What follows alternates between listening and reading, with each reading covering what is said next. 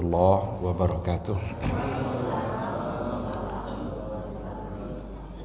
Innal hamdalillah nahmaduhu wa nasta'inuhu wa nastaghfiruh wa na'udzu billahi min shururi anfusina wa min sayyiati a'malina may yahdihillahu fala mudhillalah wa may yudlilhu fala hadiyalah. Asyhadu an la ilaha illallah wahdahu la syarikalah wa asyhadu anna Muhammadan abduhu wa rasuluh la nabiyya wa la rasula ba'da. Ikhwati fillah, ma'asyiral hadirin wal hadirat, bapak-bapak, ibu-ibu, kaum muslimin dan muslimat, mudah-mudahan kita semua senantiasa diberikan semangat oleh Allah Subhanahu wa taala untuk belajar, sekaligus semangat untuk mengamalkan apa yang sudah kita pahami. Mari sama-sama kita awali kajian kita dengan mengucapkan puji dan syukur kepada Allah Subhanahu wa ta'ala untuk semua nikmat dan rahmatnya yang selalu ada dan tak pernah bisa kita hitung. Kalau seandainya kita mencoba untuk menghitung nikmat Allah, pasti tidak akan sanggup untuk kita hitung. Oleh karena itu tugas kita hanyalah bersyukur, dan orang-orang yang bersyukur pun akan ditambah nikmat itu oleh Allah Subhanahu wa ta'ala. Syukur itu tidak hanya cukup dengan ucapan lisan saja, tapi syukur itu harus diikutkan oleh amal jawarih. Ketika kita mensyukuri kesehatan yang diberikan Allah dengan mengucapkan alhamdulillah, kesehatan itu harus kita gunakan untuk berta'abbud, mendekatkan diri kita kepada Allah. Ketika kita diberikan harta oleh Allah lalu kita bersyukur, kita ucapkan alhamdulillah, tapi tidak cukup hanya sekedar ucapan alhamdulillah, kita harus berbagi dengan apa yang kita miliki. Lalu bersyukurlah, dan mudah-mudahan nikmat itu selalu bertambah. Sama-sama kita juga harus berselawat dan salam untuk Rasulullah sallallahu alaihi wasallam. Allahumma shalli ala Muhammad wa ala ali Muhammad. Mudah-mudahan kita benar-benar mencintai beliau. Mudah-mudahan kita benar-benar merindukan beliau, karena beliau sangat rindu dan cinta kepada kita. Pada saat-saat kritis sekalipun yang diingat oleh Rasul adalah kita. Seharusnya yang diingatnya adalah diri dia pada saat kritis, tetapi justru yang diingatnya adalah apa yang akan terjadi pada kita di hari mahsyar kelak. Itulah sebabnya Rasulullah sallallahu alaihi wasallam memohon kepada Allah Subhanahu wa taala, dan Allah mengabulkan apa yang diminta oleh Rasul kepada Allah. Yang dikabulkan itu adalah agar nanti di hari mahsyar bisa untuk memberikan syafaat kepada umatnya. Itu dikabulkan oleh Allah. Maka nanti Rasul menagih apa yang telah dijanjikan oleh Allah itu. Ketika hari mahsyar, yang pertama yang akan dibangkitkan itu adalah Rasulullah sallallahu alaihi wasallam, untuk kemudian baru manusia yang lain setelah beliau. Nah, ketika itulah, setelah sekian lama di mahsyar belum juga dihisab, maka Rasul meminta kepada Allah, wahai Rabbku, dulu kamu berjanji agar bisa memberikan syafaat kepada umatku di hari mahsyar, dan hari ini saya menagih janji itu. Ketika itu Allah berkata, apa yang mau kamu minta wahai Muhammad? Rasul berkata ketika itu, wahai Rabbku, percepat hisab mereka. Maka dipercepatlah dan dimulailah hisab itu, dan itulah yang disebut dengan asy-syafa'atul uzma, syafaat yang besar yang ternyata tidak hanya dirasakan oleh umat Islam, tapi dirasakan oleh semua umat yang ada pada hari itu. Ikhwati fillah, mudah-mudahan kita semua adalah orang-orang yang nanti mendapatkan pertolongan dan syafaat dari Rasulullah sallallahu alaihi wasallam. Amin amin ya rabbal alamin. Ikhwati fillah, Ma'asyiral hadirin wal hadirat rahimani Allah wa iyyakum. Kembali kita pada malam hari ini, kita melanjutkan kajian fikih nawazil atau fikih kontemporer kita. Ini adalah slide yang terakhir insyaallah. Masih ada sebenarnya satu masalah, tapi saya tambah masalah baru. Mudah-mudahan nanti 2 masalah ini bisa kita selesaikan pada malam hari ini. Yang pertama adalah apa hukumnya mengambil beasiswa dari bank ribawi, dari bank konvensional. Yang kedua, apa sebenarnya makna dari kata fi sabilillah dalam asnaf zakat? Kan mustahik zakat kan ada, salah satunya adalah fi sabilillah. Bisa tidak dikembangkan makna fi sabilillah itu kepada selain arti perang, berperang angkat senjata? Ini 2 masalah. Kita coba lihat masalah pertama, beasiswa dari bank ribawi. Ketika dikatakan bank ribawi, maka berarti maksudnya adalah bank konvensional yang tidak berasaskan atau yang tidak menerapkan prinsip syariah. Maka dibagi bank itu kepada 2, ada bank konvensional, ada bank syariah. Berat dulu perjuangannya untuk mendirikan bank syariah. Bank syariah pertama yang berdiri dulu namanya adalah bank muamalat. Itu sulit sekali, lama prosesnya itu, sampai pada akhirnya disetujui oleh presiden ketika itu, yaitu Bapak Soeharto. Sebelumnya sulit memperjuangkan. Dengan disetujuinya itu diresmikanlah, maka lahir bank syariah yang namanya bank muamalat. Maka ada bank syariah, berarti bank yang menerapkan prinsip syariah. Ada bank konvensional, yaitu bank konvensional, dia bank yang seperti biasa, yang di situ tidak menerapkan konsep syariah. Kita patut menghargai jasa mereka yang telah berjuang untuk menerapkan konsep syariah dalam perbankan. Karena ada tuduhan-tuduhan sebahagian bahwa sama aja itu bank syariah sama bank konvensional. Ada yang bilang seperti itu. Kalau dianggap sama, berarti kita tidak menghargai jasa-jasa mereka. Karena mereka berjuang agar dapat izin penerapan konsep syariah dalam perbankan itu. Jadi kalau dianggap sama, tentu tidak bisa. Karena ada perbedaan-perbedaan yang memang pada prinsipnya berbeda. Itu yang membuat dia menjadi akad-akad yang menjadi halal. Perkara ada kurangnya, iya, jelas itu.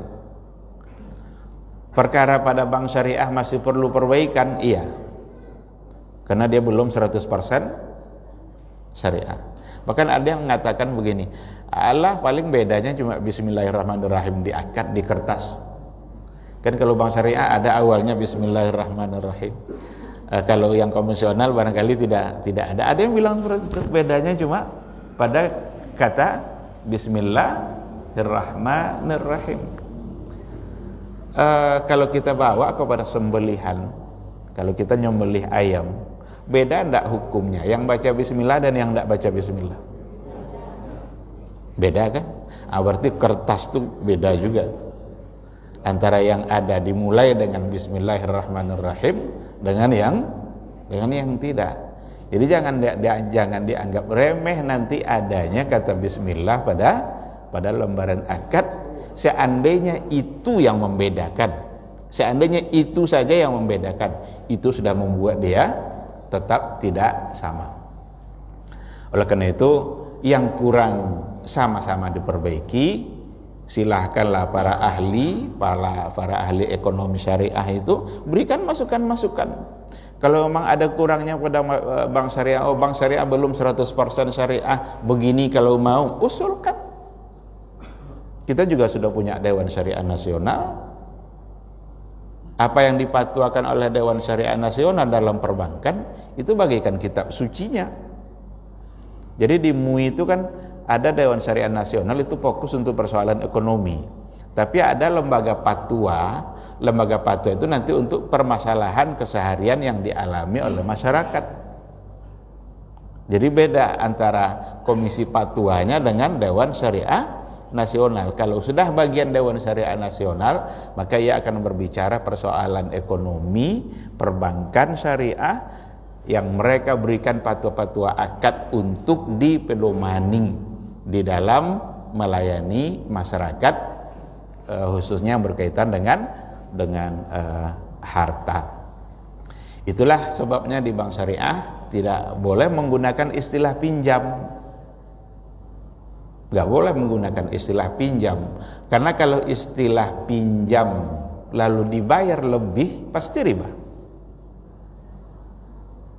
Pinjam bayar lebih, pasti riba. Tapi kalau tidak istilah pinjam, istilahnya dengan pembiayaan. Ada produk pembiayaan tertentu. Nah, pembiayaan itu nanti dengan berbagai macam bentuk model akad. Apakah mudharabah, apakah musyarakah atau murabahah, macam-macam istilahnya. Ada akadnya, tapi bukan akad pinjam. Karena kalau pinjam bayar lebih, pasti menjadi bagian dari riba. Permasalahan kita pada malam hari ini beasiswa dari bank ribawi. Kita kalau sudah bicara beasiswa, biasanya ini para mahasiswa tentu saja. Ini akan menjadi sesuatu yang sangat menarik karena ditunggu-tunggu itu, dicari-cari informasinya itu, satu sama lain saling nanya, itu ada beasiswa enggak? Alhamdulillah, kampus-kampus hari ini sudah memberikan peluang beasiswa yang sangat besar. Ada beasiswa untuk yang hafal Quran. Ini luar biasa ini perkembangannya. Mereka yang hafal Quran masuklah dan nanti akan digratiskan. Itu sebagai penghormatan terhadap mereka yang menghafal Quran. Dibantah pula oleh orang-orang liberal. Itu enggak adil itu katanya. Kenapa hanya untuk yang hafal Quran aja diberikan? Kenapa tidak berikan untuk agama lain juga? Memang ada siswa lain yang hafal Injil? Coba aja, kalau ada kasih juga, coba. Jadi macam-macam itu dari orang-orang liberal itu kan, yang viral kemarin itu kan. Bahkan dia malah mengatakan sekarang tidak ada gunanya lagi menghafal Quran itu katanya. Kalau dulu iya, sekarang kan di HP kita sudah ada Quran, buat apa lagi hafal? Ini orang-orang yang tidak mengerti dengan arti sebuah Al-Quran, tidak mengerti dengan harga Al-Quranul Karim. Dikiranya sekedar tulisan-tulisan begitu saja. Nah, inilah cara pikir orang-orang liberal yang tidak memikirkan keberkahan yang datang dari Allah. Yang ada hanya apa yang terbayang oleh akalnya saja. Jadi bersyukur kita ketika ada lembaga-lembaga, institusi atau kampus-kampus yang memberikan peluang kepada penghafal Quran untuk mendapatkan beasiswa. Ada beasiswa bidik misi untuk orang-orang miskin berprestasi. Ada kadang beasiswa dalam bentuk yang lain. Nah, salah satu dari beasiswa peluangnya itu datang dari perbankan. Kalau seandainya beasiswa datang dari sumber yang halal, itu tidak ada masalah, kita tidak akan persoalkan. Jelas itu membantu program pemerintah dalam mencerdaskan kehidupan bangsa. Tapi ketika datang dari sumber yang bermasalah, salah satunya adalah riba. Riba itu jelas keharamannya dalam Al-Quran. Wa ahallallahu al-bai'a wa harramar riba. Allah menghalalkan jual beli dan mengharamkan riba. Ada hadisnya, ada kaidah-kaidah fikih yang disampaikan oleh para ulama. Ma haruma akhdhuhu haruma i'ta'uhu. Itu di antara kaidahnya. Sesuatu yang haram untuk diambil, haram pula untuk diberikan. Ma haruma fi'luhu haruma talabuhu. Ketika haram melakukannya, haram pula untuk talabuhu, untuk memintanya. Haram untuk melakukan, haram pula untuk memintanya. Bukankah beasiswa itu pada dasarnya selalu diawali oleh sebuah permintaan? Berarti meminta sesuatu yang memang haram. Disinilah muncul masalah itu. Cuma menjadi ringan masalahnya dalam pandangan orang karena istilahnya tidak riba. Riba itu kenapa menjadi tidak ditakuti? Karena bahasanya bunga. Bunga kan menarik tuh. Bunga mawar, bunga melati. Ya kalau disebut bunga tentu orang tidak takut lagi. Ini bunganya berapa persen? Semakin banyak bunganya orang semakin suka karena bunga itu menarik. Coba kalau bilang ini ribanya berapa persen? Jadi tidak disebut riba. Dan di kita memang sering bermain istilah. Sering bermain istilah. Kalau sudah bermain istilah nanti kita bisa lepas dari persoalan. Saya ingat karena saya pernah juga menjadi pejabat dan bagian keuangan di kampus. Ketika itu ada aturan tidak boleh memberi uang makan. Jadi kalau diberikan anggaran negara itu untuk uang makan, tidak boleh. Itu bisa kena kalau diperiksa nanti oleh auditor. Apa kesepakatan dalam rapat ketika itu? Kalau begitu jangan uang makan, diganti dengan uang ketahanan tubuh. Ini mohon maaf nih Pak Wakil. Diganti dengan uang ketahanan tubuh. Nggak ada salahnya tuh. Jadi boleh aja. Tapi kalau ditulis di situ uang makan, kena tuh. Mulai dari rektornya sampai ke dekan-dekannya. Itu masjid kampus UIN itu anggarannya bukan atas nama masjid. Karena nggak ada pos untuk masjid ketika itu. Apa nama anggarannya? Pusat Pengembangan Sumber Daya Mahasiswa. Padahal yang jadi adalah masjid. Jadi kita sering bermain istilah. Maka sulit kita ini menentukan berapa jumlah miskin kita. Sulit negara kita menentukan berapa jumlah miskin kita. Kenapa demikian? Karena yang digunakan apa? Prasejahtera. Prasejahtera 1, 2. Entah manalah level 1 dan 2 itu. Entah apa bedanya. Ada yang di bawah garis kemiskinan sekian persen. Itu yang di bawah garisnya tuh, kalau yang pas di garisnya miskin enggak tuh kira-kira? Jadi agak sulit. Maka bermain istilah sehingga riba tidak dibahasakan riba. Apa itu? Bunga. Siapa yang enggak suka sama bunga? Sehingga hilang sedikit ketakutan kita. Tapi kalau dipelihara bahasa riba itu, ini kalau saya nabung di bank ini berapa persen ribanya? Orang enggak nabung. Atau berapa persen nerakanya ini umpamanya? Berapa persen murka Allah di sini? Karena riba itu berarti adalah kita menyatakan perang melawan Allah. Tidak akan mungkin kita menang kalau kita menyatakan perang dengan Allah Subhanahu wa taala. Disinilah munculnya masalah ini. Dibahas oleh para ulama kontemporer. Secara hukum asalnya, karena di situ ada riba, berdasarkan kepada dalil Quran, hadis dan juga kaidah-kaidah yang kita sampaikan tadi, maka tidak boleh mengambil beasiswa dari bank ribawi. Itu hukum asalnya. Kemudian baru dibahas oleh para ulama setelah itu. Apa kata mereka? Bukankah pada bank syariah itu tidak semua yang dihasilkan dari riba? Ada enggak kira-kira keuntungan bank yang lain selain riba? Ada kan? Jasa transfer umpamanya. Ada keuntungan untuk banknya. Keuntungan itu dikumpul, jadilah bagian dari keuntungan yang didapatkan. Dan itu tidak riba. Berarti tidak semuanya riba. Nah, bagaimana kalau seandainya tidak semua riba? Apakah dihukumkan sama dengan riba murni?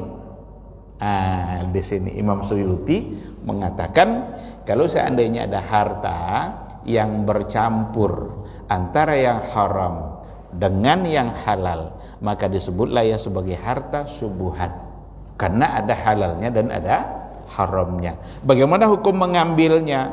Hukum mengambilnya tidak langsung murni dikatakan haram, tapi jatuh kepada makruh. Akan tetapi yang makruh itu kita diminta lebih berhati-hati untuk menerimanya. Kalau bisa tidak diambil, maka lebih baik untuk tidak diambil. Sebagian mengatakan dalam Islam ini kan kita tidak dituntut untuk mencari-cari mengungkit-ungkit status harta orang.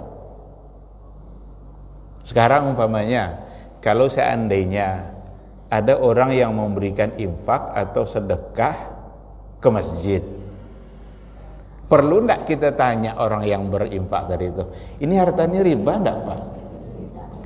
Ini kalau begitu enggak pernah kita dapat enggak pernah dapat nanti. Apakah ini harta halal atau harta haram?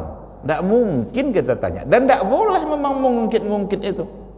Maka sebagian ulama mengatakan begini, Nabi pernah menerima hadiah dari raja-raja non-muslim, kadang dalam bentuk makanan dan dimakan oleh Nabi, kadang digunakan untuk kepentingan pribadi dia. Padahal dalam harta mereka diyakini akan ada bercampur baur antara yang halal dengan yang haram. Nah, tapi Nabi tetap untuk mengambilnya, bahkan memakannya jika dalam bentuk makanan. Dapat Nabi hadiah, kadang ada hadiah dari raja mana gitu, diterima oleh Nabi hadiah itu. Itu kan bukankah dari harta raja itu? Dan raja punya harta, diyakini pada harta dia, karena dia tidak muslim, akan bercampur, ada yang halal, ada yang haram. Nah, ini analisa yang begini nih.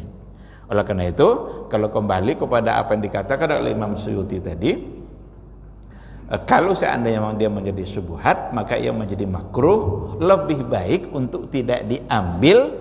Tapi ada kondisi-kondisi mahasiswa yang barangkali dia sama sekali tidak punya sumber dana, dari orang tuanya tidak ada, dari keluarga yang lain tidak ada, tapi dia punya peluang untuk mendapatkan itu, dan dengan cara itu dia bisa melanjutkan kuliahnya.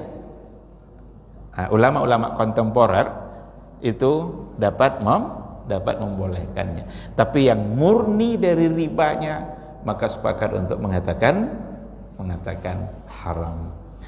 Ada yang lebih ringan analisanya, datang dari Syekh Shalih Al-Munajjid. Syekh Shalih Al-Munajjid beliau mengambil satu athar yang datang dari Ibnu Mas'ud yang terdapat di dalam Musannaf Abdul Razak. Ibnu Mas'ud itu pernah ditanya oleh seseorang, dia bilang begini, wahai Ibnu Mas'ud, saya sering diajak oleh seseorang untuk makan, dan saya tahu kalau orang itu adalah pelaku riba. Kan masa jahiliyah dulu kan macam-macam riba kan. Riba itu yang dihapus oleh Nabi itu kan.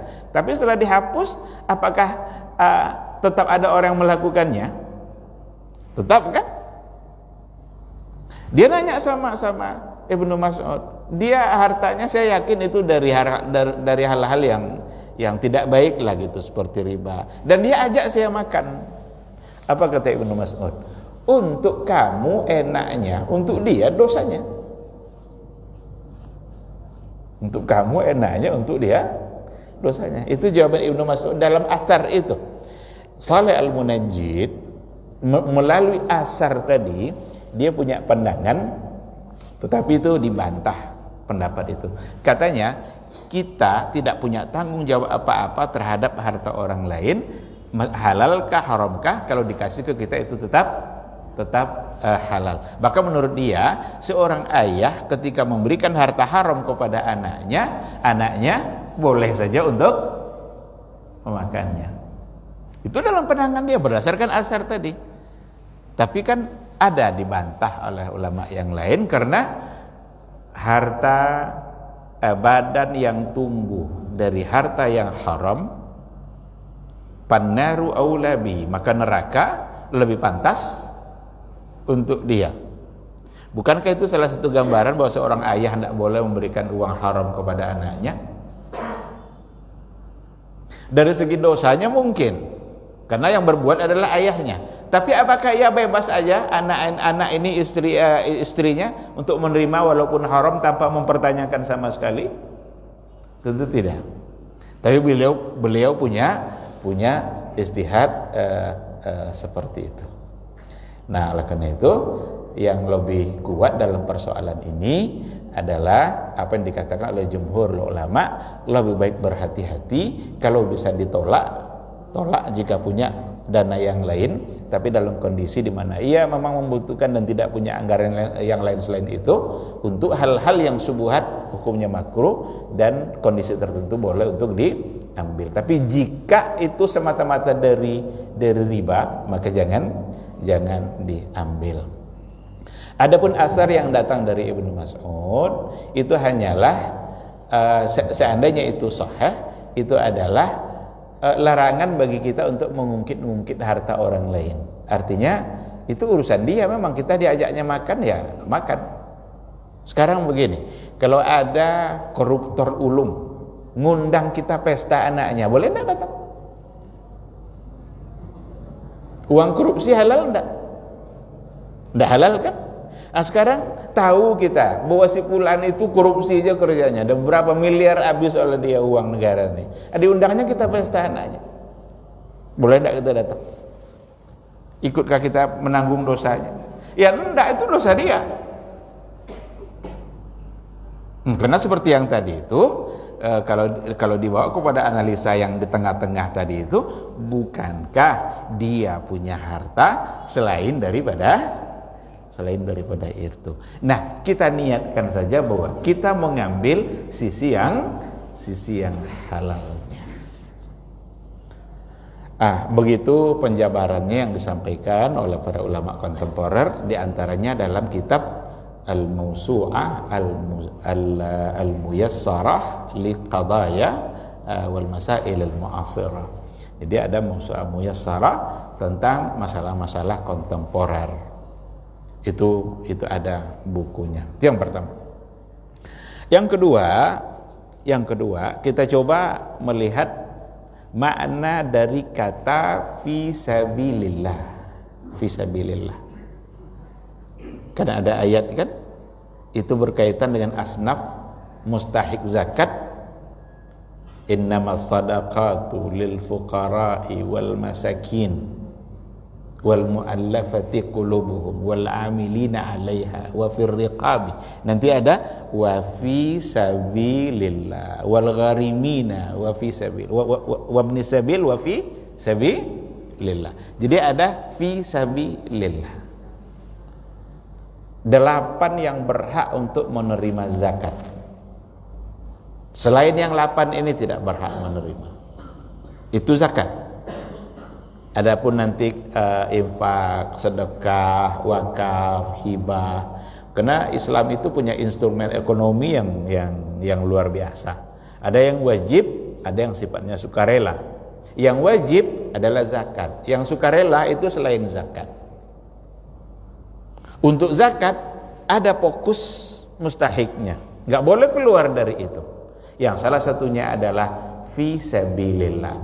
Kalau kita lihat tafsir para ulama-ulama mutakaddimin dulu, ulama-ulama masa dahulu yang hidup pada abad-abad awal dulu, rata-rata mereka menafsirkan fisabilillah itu adalah dengan orang-orang yang berjuang, berjihad, berperang, angkat senjata di jalan Allah untuk membela agama Allah. Maka akan ada 2 pandangan ini untuk memaknai fisabilillah itu. Kalau kita baca mutaqaddimin, ulama-ulama terdahulu, sebahagian besar, jumhur dari mereka itu mengatakan fisabilillah itu adalah yang berperang, orang-orang berperang. Kecuali sedikit di antara mereka. Biasanya yang dalam persoalan ini yang sering berbeda itu adalah Abu Hanifah. Karena Abu Hanifah selalu mencoba memandang masalah dengan lebih jauh atau lebih luas. Sama seperti zakat fitrah kan, tiga imam mazhab, Imam Syafi'i, Imam Malik, Imam Ahmad bilang nggak boleh zakat fitrah pakai uang, harus pakai makanan pokok. Itu jumhur. Tapi yang berbeda adalah Abu Hanifah. Maka fisabilillah, jumhurul ulama mengatakan itu berperang. Tetapi sebagian di antara mereka mengatakan bukan hanya untuk berperang saja. Kalau kita bawa kepada pandangan mutaakhirin atau muasirin, yang belakangan atau yang ulama-ulama kontemporer, mayoritas mereka memaknai fisabilillah itu yang berhak mendapat zakat dalam artian fisabilillah oleh sebagian besar ulama kontemporer itu tidaklah hanya untuk mereka yang berperang angkat senjata membela Islam. Dari mana mereka ambil keumuman fisabilillah itu? Yang pertama dari hadis Rasul sendiri. Ada Rasul membahasakan fisabilillah dan dia tidak sedang berperang. Apa contohnya? Man kharaja min baitihi li talabil ilmi fahuwa fi sabilillahi hatta yarja'. Atau kama qala Rasul sallallahu alaihi wasallam. Barang siapa yang keluar dari rumahnya tujuannya untuk menuntut ilmu, fahuwa fi sabilillah. Berarti dia fi sabilillah, sedang berjihad di jalan Allah. Padahal dia tidak berperang. Diambil, dikedepankan oleh mayoritas ulama kontemporer fisabilillah dalam artian yang lebih luas. Kenapa mereka cenderung mengambil yang lebih luas itu? Karena kalau seandainya dalam artian perang berarti hilang satu asnaf ini sekarang, tinggal 7 jadinya. Karena kapan kita akan berperang? Tidak ada lagi. Di Indonesia umpamanya, kapan kita menjadi fisabilillah yang tujuannya membela agama Allah? Sehingga dia bawa maknanya lebih luas, pekerjaan yang tujuannya adalah membela agama Allah. Kalau dulu membelanya langsung angkat senjata, ada musuh, sekarang juga ada musuh tapi tidak pakai perang. Bagaimana bisa menyebarkan Islam? Nah ini kata mereka. Lagi pula kata ulama kontemporer, seandainya hari ini terjadi peperangan, itu akan dibiayai, ditanggung biayanya oleh negara. Justru yang kurang ditanggung itu adalah ketika hal-hal yang berkaitan dengan pembelaan terhadap agama dalam bentuk yang lain, seperti dakwah Islam. Itu tidak ada langsung ditanggung seperti itu. Nah sehingga mereka cenderung memahami fisabilillah dalam artian yang lebih luas. Apa contoh artian yang lebih luas itu? Boleh enggak kita jadikan uang zakat itu untuk mengirim dai-dai ke wilayah terpencil? Boleh enggak?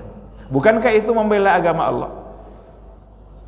Dia perlu tiket, belikan tiketnya. Kalau artian perang itu beli senjatanya, beli kudanya, atau untuk dapur umum saat berperang nanti dimasak oleh ibu-ibu, oleh para sahabat perempuan dulu. Dapur itu dikelola oleh mereka, ambil dari uang zakat. Itu dulu. Sekarang kan sudah berbeda keadaannya. Membela agama Allah tidak lagi hanya dalam bentuk berperang, tapi dalam bentuk yang lain. boleh ndak uang zakat dijadikan untuk membeli perpustakaan Islam yang isinya adalah buku-buku Islami seperti tafsir, hadis dan lain sebagainya? Boleh ndak uang zakat diberikan untuk mereka-mereka yang berada pada lembaga-lembaga tahfizul Quran? Karena mereka akan menghafal Al-Quran, mereka akan memahami Al-Quran, mereka akan memperjuangkan Al-Quran. Nah, di sini oleh ulama kontemporer mereka membolehkan karena memang itu masuk dalam kategori fi sabilillah.